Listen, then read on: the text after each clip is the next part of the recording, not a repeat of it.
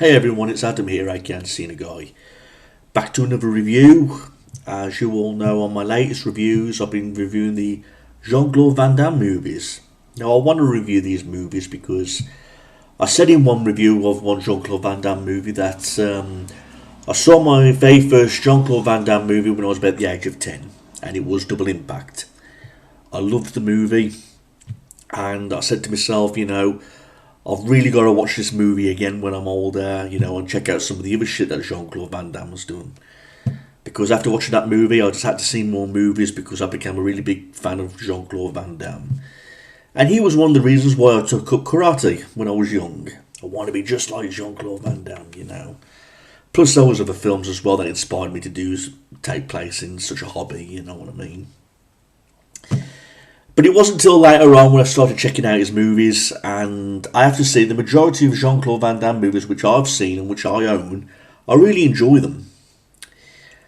But so far I've seen two Jean-Claude Van Damme movies which I have not liked. The first one's Street Fighter. That has to be the worst one he's ever done. But the one I should say that comes up next has to be this movie right here, Black Eagle. Like I say, I own loads of Jean-Claude Van Damme Blu-rays. This is a Van Damme collection. Comes with Lionheart, Death Warrant, and Black Eagle. Love Lionheart. I really love Death Warrant, but this one, Black Eagle, nah, not a big fan of this one, guys. I mean, I've just watched it moments ago. And I've got to tell you, got to be one of Van Damme's poorest films, at least in my opinion. And I think any Van Damme fan would agree with that. I mean, he's advertised all over the fucking place. I mean, look, his face is on the cover, his face is on the back, in big writing, Van Damme. Van Damme's in this movie. But look at the hero. The hero's played by Sho Kosugi. In little writing, you got big Van Damme and Sho Kosugi in little writing, and Sho Kosugi is like the main hero.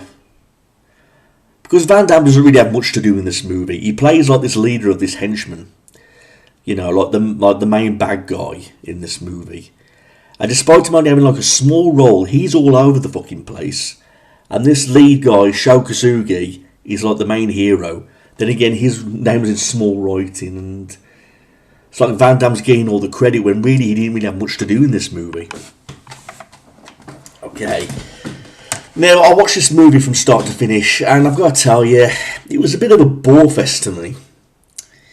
It's not as bad as Street Fighter. There was a few dibs and dabs which I thought were okay. But overall, I thought this was like a very uneventful film. It felt very plain. Like I said, Van Damme didn't have really shit to do in this movie. He plays like this leader of this henchman. Basically, what happens is this plane goes into the water. There's a laser system. The good guys want it. The bad guys want it. And of course, Van Damme's on the bad guy's side, and Sho Kosugi's on the good guy's side. And I didn't really care for Sho Kosugi. I mean, I'm not discriminating any of the films that he's been in. Apparently, he's been in some really good films, which I have not seen. But I would say his performance in this movie was bad. But it seemed like Van Damme got a lot more credit in this movie, even though he was the bad guy. I mean, the fight scenes when Sho Kosugi's fighting Van Damme, he fights him like on 3 separate occasions in this movie. The first time, Sho Kosugi, he runs away from Van Damme. So he runs away from the villain. The second time when they fight, he runs away again. And the third time, I'll get to that in a minute, but there has been some occasions in some films where the good guy has got his ass kicked by the villain, and he makes a comeback at the end and he kicks the villain's ass. That's usually the occasion. That happened in Double Impact, when Jean-Claude Van Damme got his ass beat, but then he came back and beat the bad guy's ass, basically. But Sho Kosugi, he's got a mission now to try and get this laser system. There's a bit of scenes where you get introduced to his kids, He wants to look after his kids, he wants to keep an eye on them, he wants to be a good father, but he's like really deeply involved in this mission.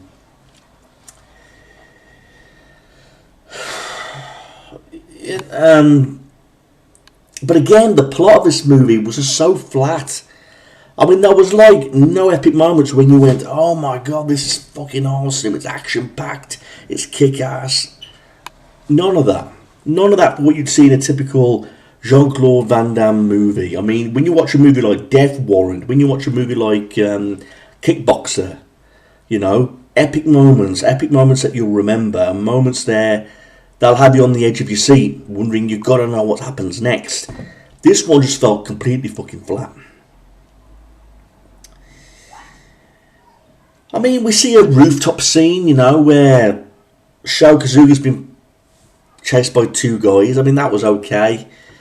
One guy falls to his death. I can't remember how the other guy dies, but again, I watched this all the way through, and I can't even fucking remember half of what happened into it because it just really did not capture my attention. There's a scene, you know, where he jumps off a plane on a skydiving mechanism or parachute. To tell you the truth, I thought the last half of the movie was a little bit more better than the first half of the movie, but again, when they came to the fight, I mean, Van Damme had a little bit more better things going for him than the hero. I mean, there's a scene in this movie where he's doing some splits on a boat and he's throwing knives. There's a scene in this movie where he falls in love with a woman.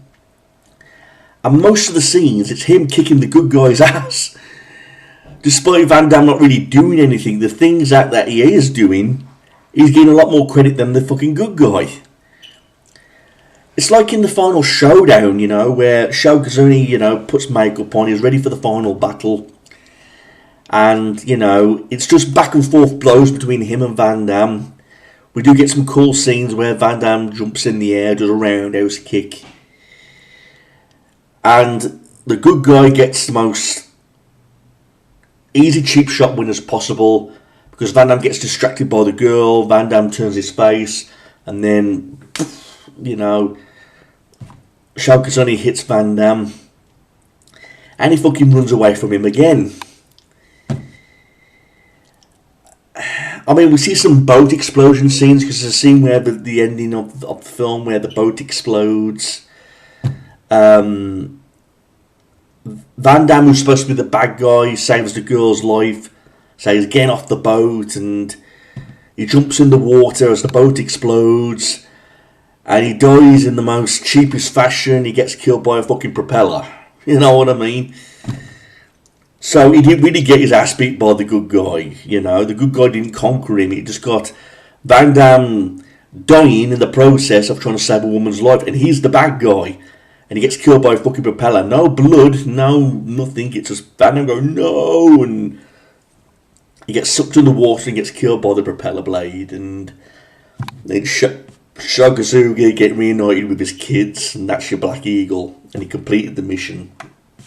So the plot's not complicated at all in this movie. In fact, it's so very straightforward, you know, but it just felt so plain. You know what the movie felt like to me? It felt like a low-budget, cheap James Bond movie. That's what this movie felt like. It just felt like a James Bond movie, but with like cheaper budget, cheaper direction. You know, just doing whatever it took to make a good movie on the lowest money that they had. So, I'm actually surprised as well. This movie, what year did this movie come out? I think it was 1988. Yeah, 1988 this movie came out in. And to tell you the truth, I'm not even familiar with the director either, Eric Carson. I'm not sure what Eric Carson has done, movie-wise, in terms of directing. Written by Michael Gonzalez and A.A. Peters.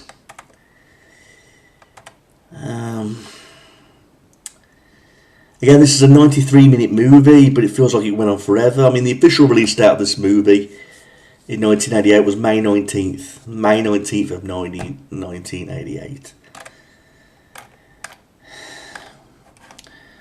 But overall, all I can say is this movie is definitely one of the poorest ones of the Van Damme bunch. Like I said, I've got it in this collection right here, these three movies. The first two are pretty brilliant, but then he has to ruin the collection by adding Black Eagle.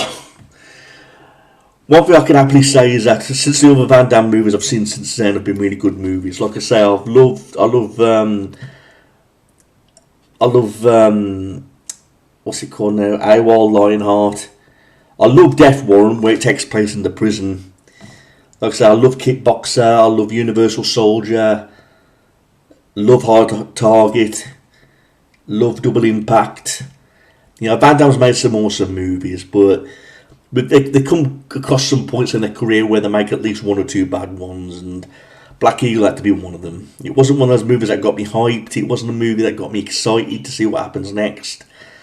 Again, Van Damme's advertised all over the place more than the good guy, and he has a much lesser role. And he has more to do than the good guy, you know. He gets the girl, you know, he does more cool things fighting-wise. He does the splits a lot in this movie, and throwing knives, and one's on a boat, so he's like the leader of this henchman, but they could have done more better with the fight scenes, you know, with the good guy getting the victory over Van Damme. You know, and they could have done better with the ending of Van Damme dying, because I thought him just getting killed by a propeller blade was like a little bit cheap, so yeah, so overall got to be possibly one of the worst ones. I mean, it's not as, like I say, it's not as bad as Street Fighter, but I'd say the ones I've seen so far, Black Eagle has got to be just a little bit behind it. Okay, so, and that's saying a lot from a piece of shit like Street Fighter. Okay. I don't know what's going to come next, everybody. It will more than likely be a positive one that comes next. I don't know which one I'm going to review next, but I'm really going to be looking forward to reviewing Death Warrant, because that's one of my favourite Van Damme movies. I'm going to be looking forward to doing Lionheart and Hard Target. There's a lot of awesome Van Damme movies that I can't wait to get round to reviewing. Like I said, there's so many great ones, so many great masterpieces that Van Damme has took part in, you know, where he really overloads it all with action, you know, martial arts and things like that. We get to see that in a lot of his movies. Action-packed, you know, violence, you know.